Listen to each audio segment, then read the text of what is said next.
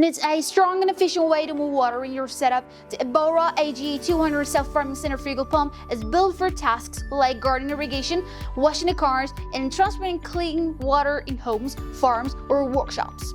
It can pump water up to 62.5 meters high, pull it from 8 meters deep, and move up to 100 liters per minute, or 6 cubic meters per hour. The pump works with water up to 4 degrees centigrade and handles a maximum pressure of 1 megapascal. It's available in single-phase 1.8 kilowatt or 3-phase 1.5 kilowatt versions running on 230 voltage or 230 to 400 voltage of 50 Hz.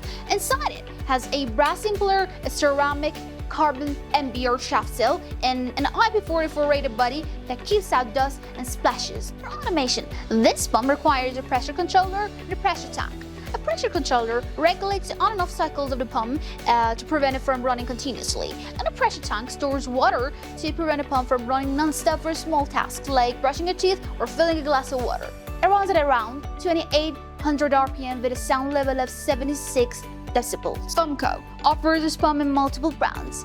Talk to our team to get expert help choosing the right option for your applications.